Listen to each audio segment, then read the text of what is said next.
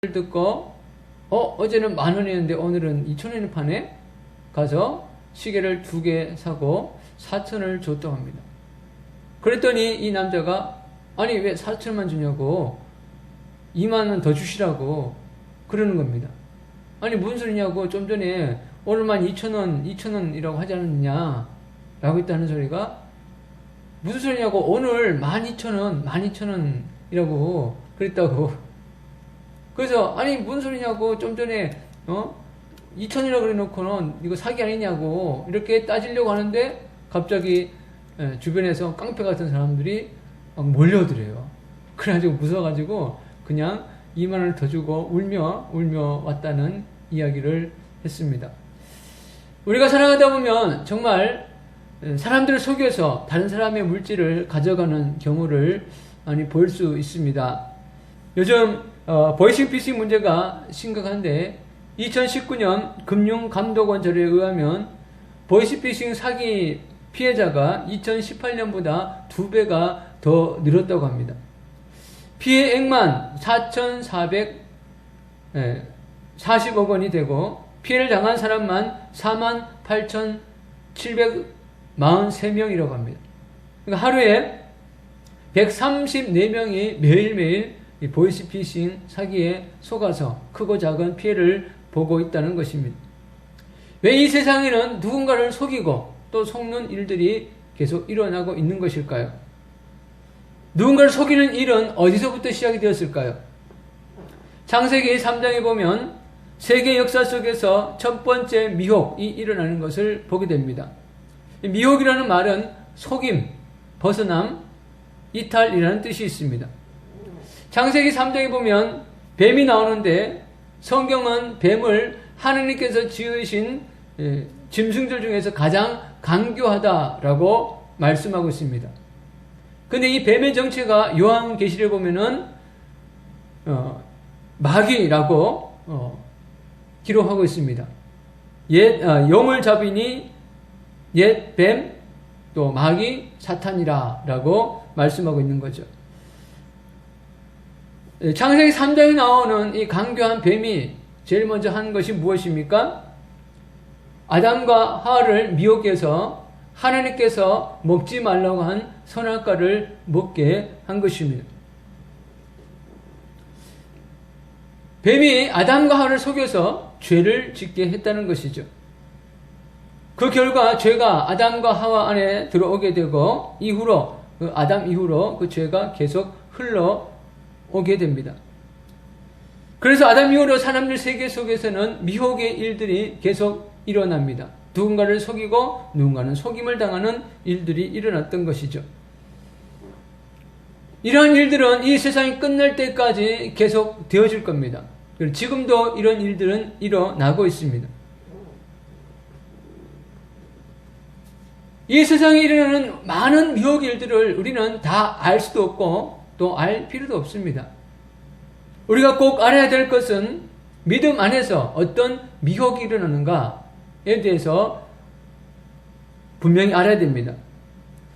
그래서 지금 이 시대에 믿음의 영역 안에서 일어나는 미혹에 대해서 이번 주와 다음 주 함께 말씀을 나누려고 합니다. 오늘 우리가 읽은 4장 6절에 보면 이 세상에 있는 두 가지 영에 대해서 말씀하고 있습니다.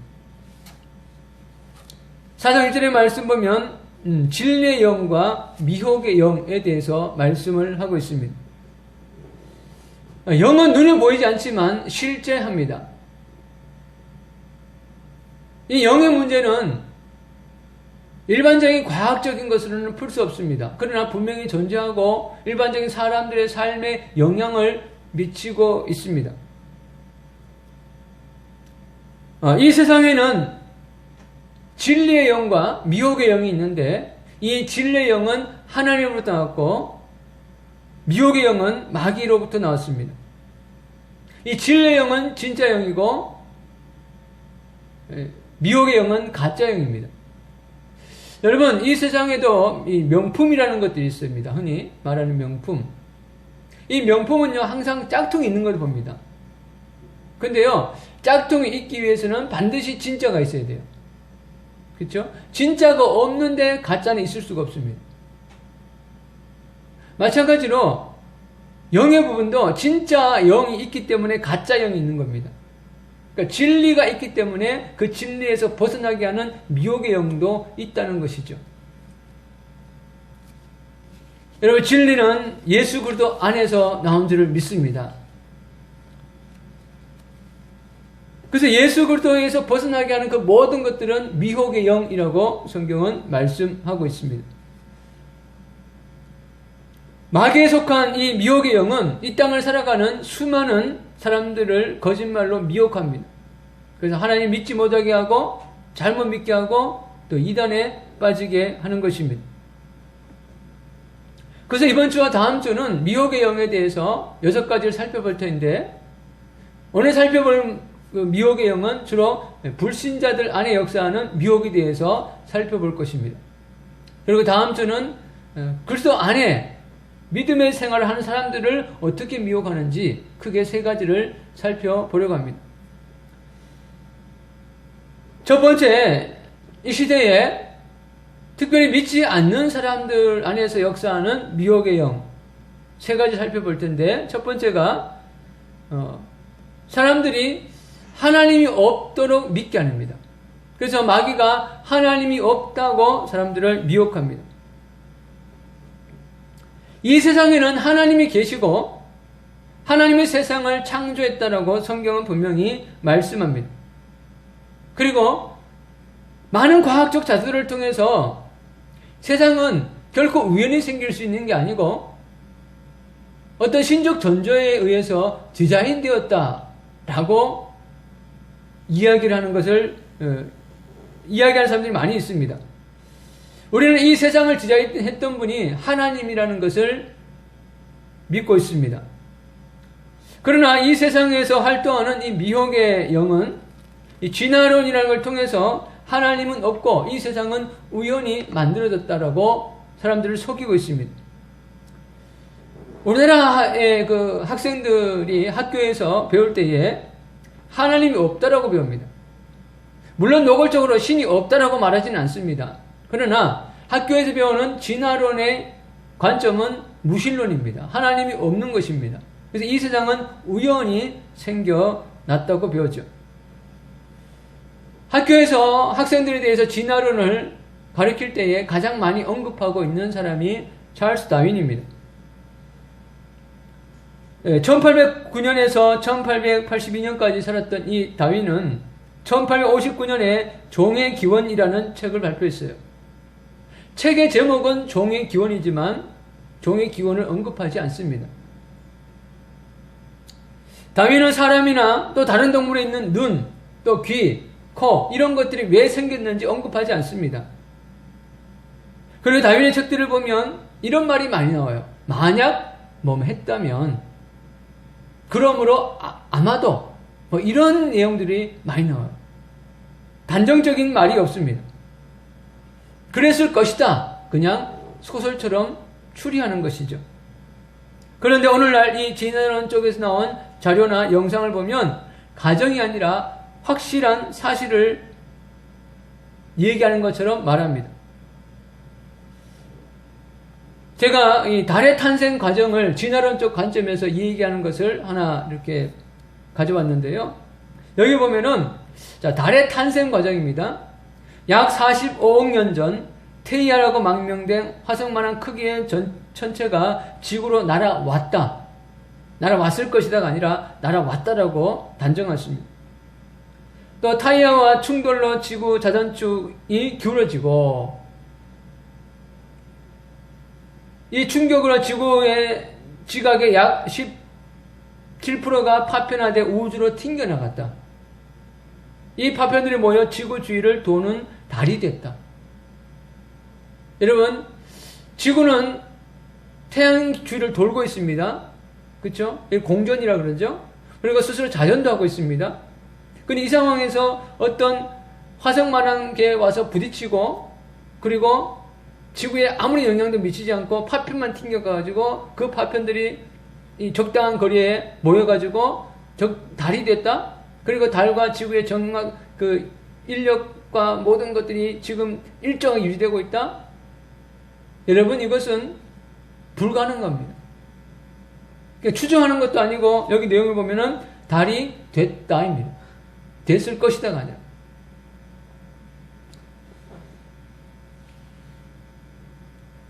여러분, 지금 진화론적 관점에서 말하는 것들을 보면 모든 것이 이런 식입니다. 오래된 역사 속에서 이렇게 됐다. 원숭이에서 사람이 됐다. 됐을 것이다가 아니라 됐다라고 단정을 짓고 있는 것이죠. 그래서 아이들은 이 진화론이 진짜인가 가짜인가를 따지지 않습니다. 그냥 외웁니다. 왜? 학교에서 가르치니까. 그러니까 학교라는 그 단체가 아이들에게 가르치는 거기 때문에 아이들은 그냥 믿는 것입니다. 인류 최초의 조상으로 알려진 호모 에렉투스를 발견한 이 외젠 디부아라는 사람은요, 네덜란드 인류학자입니다. 이 외젠 디부아는 진화론 신봉자입니다. 그래서 사람과 원숭이의 중간 단계의 화석을 찾는데 혈안이 됐었습니다. 그러다가 1891년 인도네시아의 자바섬에서 두개골 일부, 허벅지뼈, 그리고 어금니 하나를 발견했습니다. 그것도 시간적 차이를 두고 그리고 거리도 있었습니다. 근데 이것을 이 세 조각의 뼈를 맞춘 다음에 여기다가 상상화를 집어넣습니다. 그리고 그것을 인류 최초의 조상 자바인이라고 말합니다. 근데 아이들은 그걸 배우고 그렇게 믿습니다.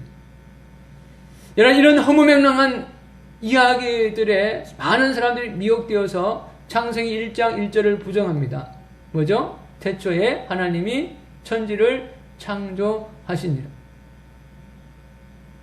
여러분, 제가 그림으로 보여줬던 이 달의 탄생 과정은요, 이걸 믿느니 차라리 창세기 1장 1절을 믿는 것이 훨씬 더 낫습니다. 이거는 불가능한 겁니다. 우리가 살아가는 세상에는 하나님의 창조가 아니면 설명할 수 없는 너무나 많은 증거들이 있습니다. 사람이 살아가고 있는 태양계를 봐도 그렇습니다. 여러분, 태양계에 흔히 큰 행성이 8개가 있다고 배웠는데 지금은 12개가 있대요. 이 12개가 일정한 거리 안에서 일정한 시간 안에 태양 주위를 돌고 있다. 여러분, 이것은 어떤 분에 의해서 디자인되지 않고는 이렇게 있을 수가 없습니다. 또 이 달과 태양의 거리가 일정하게 돌면서 지구가 이 사람이 살 수 있는, 생명이 자랄 수 있는 정확한 환경을 만들어냅니다. 달과 지구가 조금만 멀어지거나 조금만 더 가까워져도 이 땅에는 사람이 살기가 어렵습니다. 이것이 우연이 될 수 있습니까? 불가능합니다. 여러분, 우리 몸의 신분은 어떻습니까?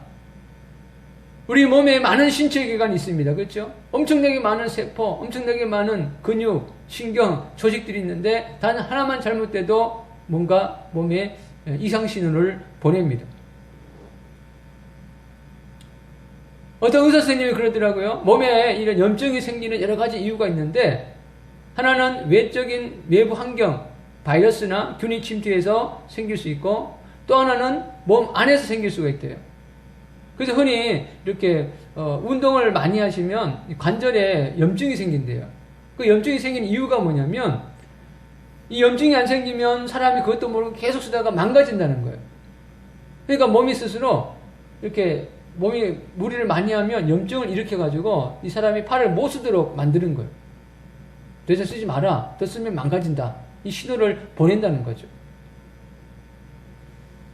여러분, 이것이 우연히 생길 수 있습니까? 우리 몸의 뼈와 근육, 신체 기관은요, 어떤 설계자, 우리가 말하는 하나님이 디자인하지 않고는 우연히 생길 수가 없습니다.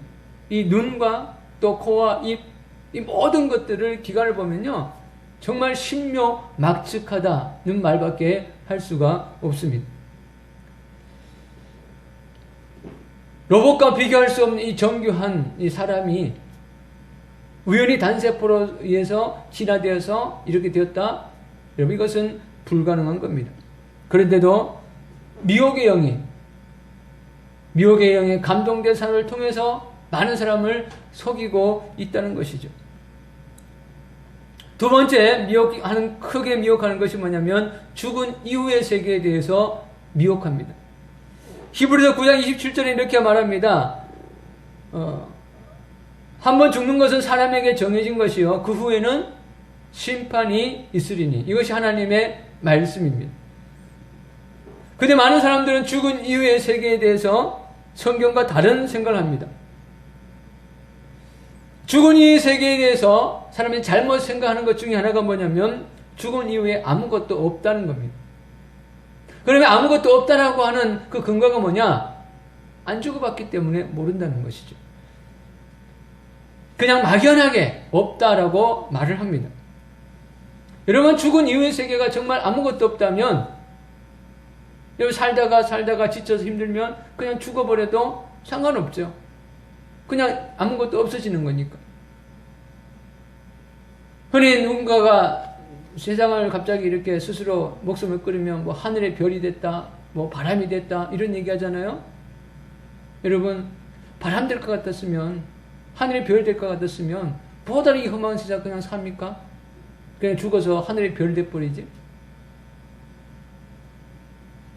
여러분, 한번 짧은 죽음을 경험했다가 깨어난 수많은 사람들의 증언에 의하면 죽은 이후의 세계는 있다는 것입니다.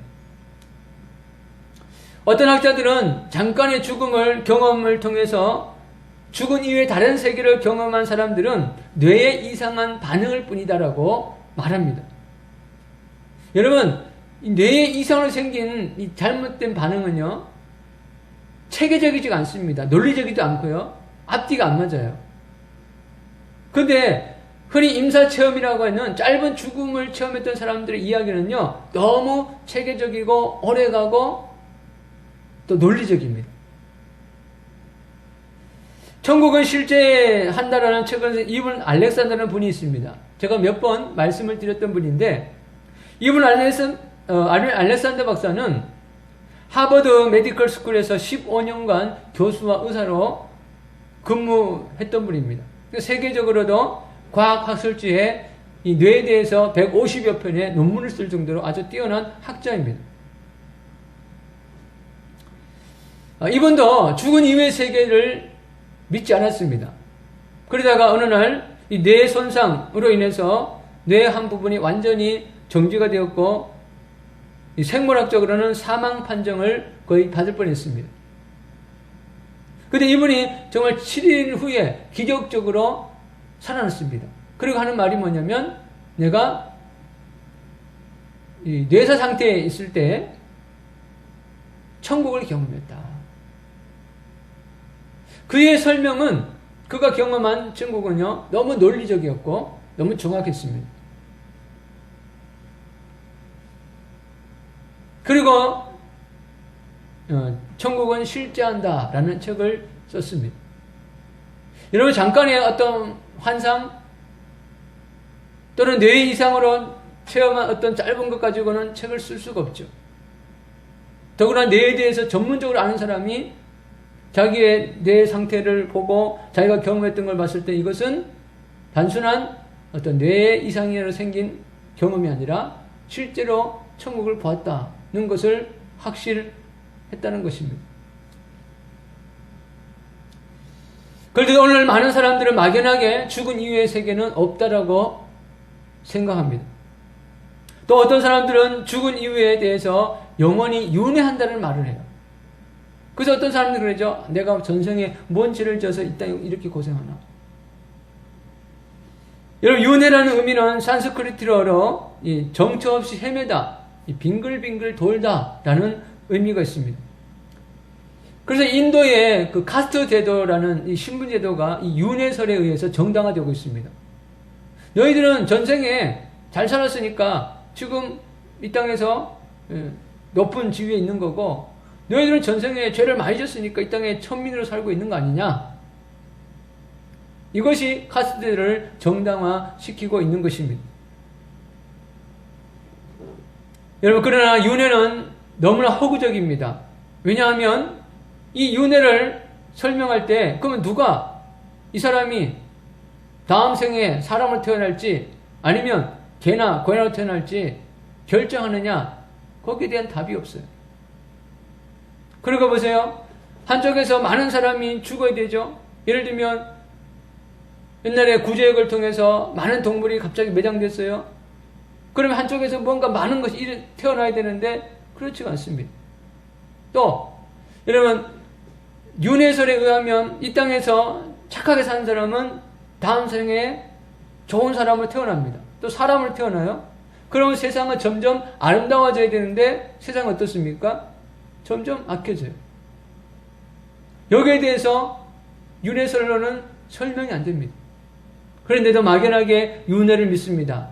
어떤 짧은 체험을 통해서 또는 이렇게 최면술을 통해서 내가 전생에 체험하는 것들이 있어요. 여러분, 이게 마귀의 장난입니다. 보세요. 최면이라는 것은 내 이성이 마비가 되는 겁니다. 그러니까 이성이 마비되니까 악한 게 그냥 들어와서 무슨 이렇게 장난을 쳐도 모르는 거예요.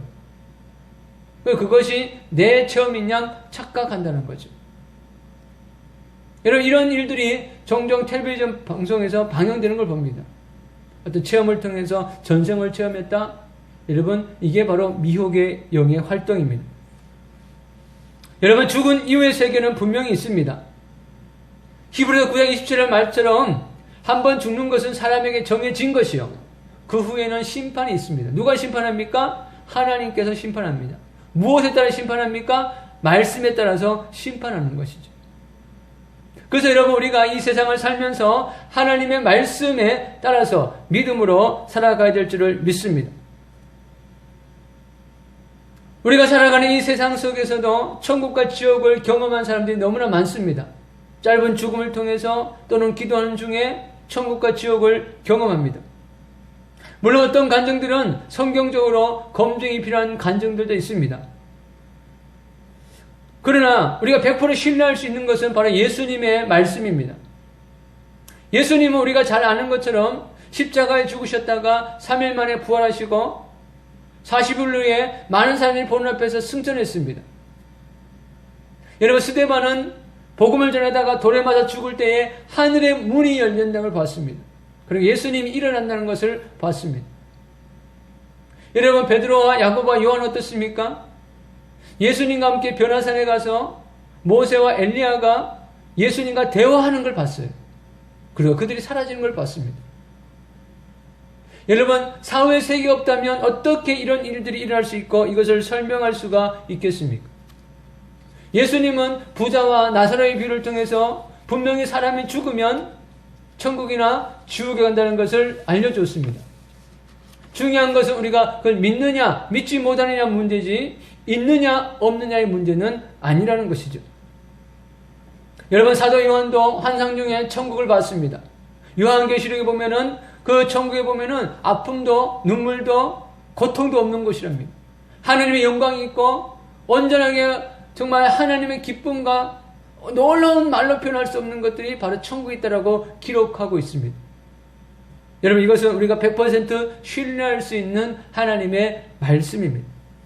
그러므로 우리는 이 죽은 이후의 세계에 대해서 미혹하는 악한 것에 속아놓으면 안 됩니다.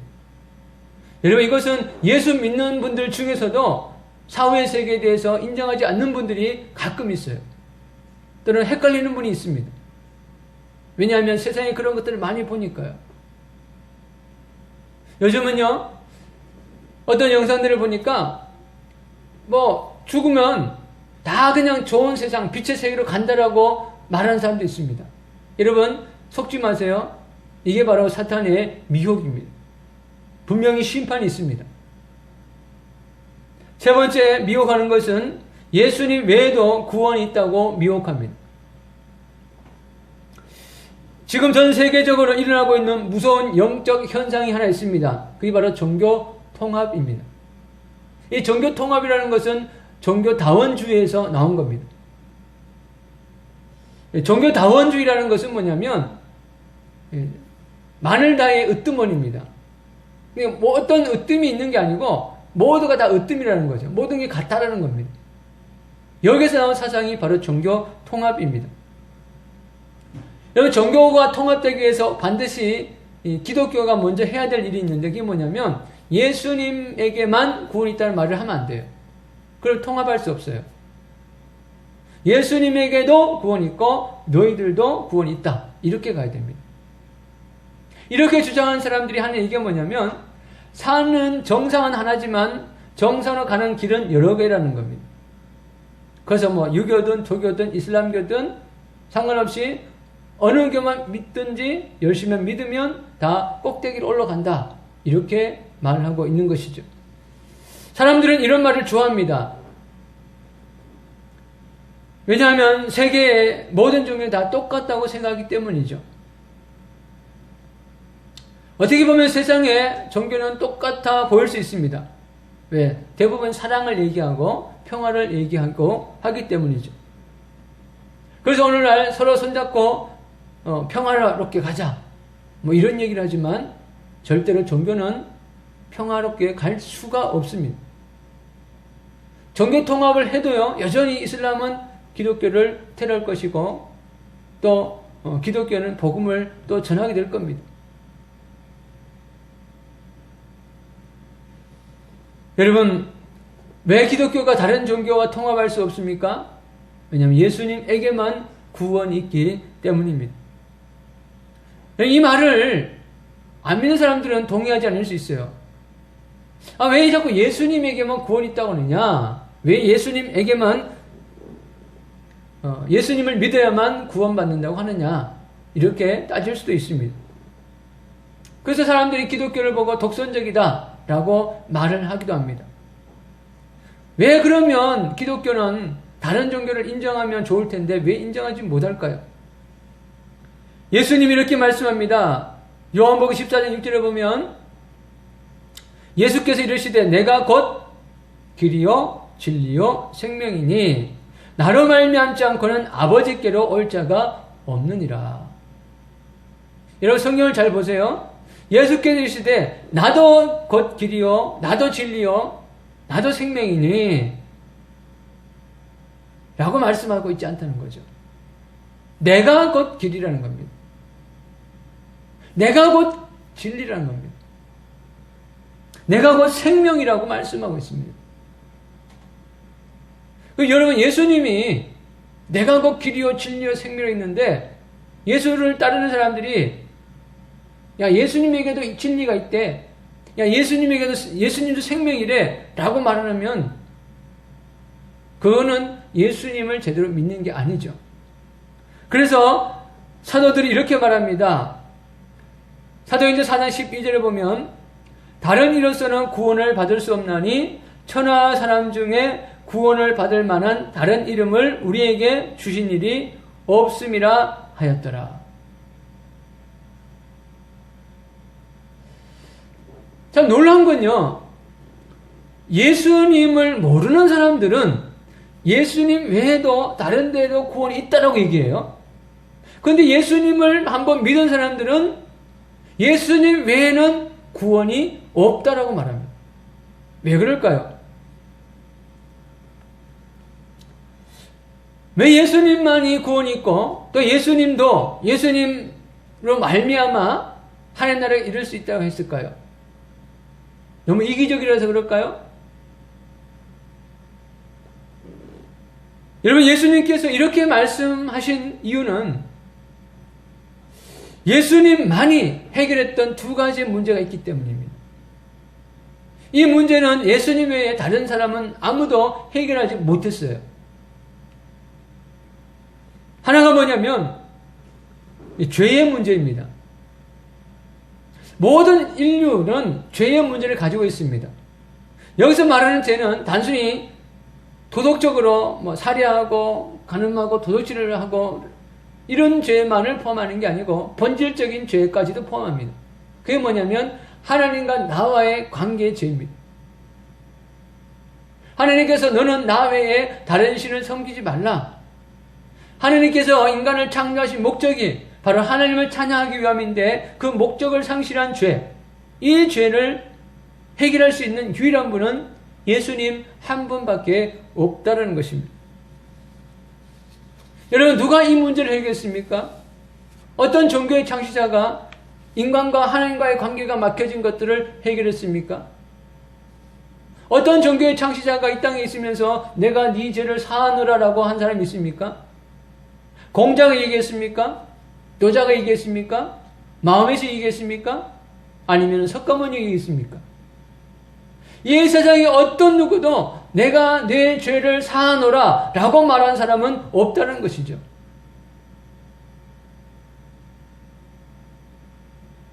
예수님만이 이 죄의 문제를 해결했다는 것은 예수님만이 우리의 문제, 죄의 문제를 해결할 수 있다는 것을 보여준 것입니다.